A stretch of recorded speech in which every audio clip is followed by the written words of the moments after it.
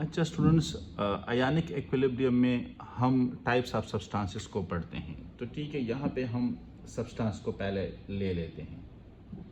तो इसको हम टू कैटेगरीज में डिवाइड करते हैं, नॉन इलेक्ट्रोलाइट्स और सेकंड हमारे पास आ जाएगा इलेक्ट्रोलाइट्स। क्या है? इलेक्ट्रोलाइट्स। अब नॉन इलेक्ट्रोलाइट्स, सो ये हमारे पास है कि डू नॉट कंडक्ट इलेक्ट्रिसिटी। अब ये इलेक्ट्रिसिटी किस कंडीशन में इसको ट्रांसफर नहीं करता? तो ये हम लिख देते हैं कि बोथ इन गैसियस सॉल्यूशन और मोल्टन फॉर्म। तो ये किसी भी सूरत में इलेक्ट्रिसिटी को कंडक्ट नहीं करता। और यहां पे इलेक्ट्रोलाइट्स के लिए हम कहते हैं कि कंडक्ट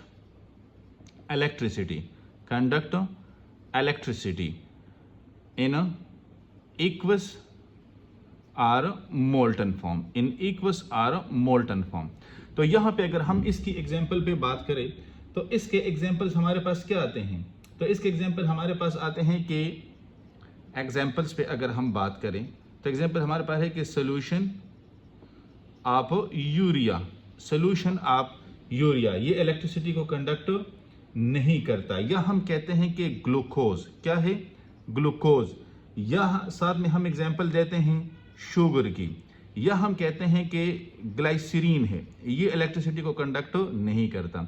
लेकिन यहां पे फिर हम एग्जांपल दे देते हैं कि NaCl, और इसको हम फर्दर डिवाइड कर लेते हैं किस में? कि strong electrolytes and weak electrolytes. क्या है? यहां पे वीक इलेक्ट्रोलाइट्स हैं। अब यहां पे तो नाम से ही क्लियर हो कि स्ट्रॉन्ग इलेक्ट्रोलाइट, तो ये मैक्सिमम कंडक्शन कर लेता है। क्या करता है? मैक्सिमम कंडक्शन कर लेता है। एग्जांपल में अगर हम ले लेंगे तो हमारे पास पोटेशियम हाइड्रोक्साइड है, हमारे पास सोडियम हाइड्रोक्साइड है, या हमारे पास सोडियम एसीटेट है। ठीक है, या हम कहते हैं कि NH4X है। और वीक इलेक्ट्रोलाइट की जब हम बात करें तो ये मिनिमम कंडक्शन कर लेता है, तो HCN है।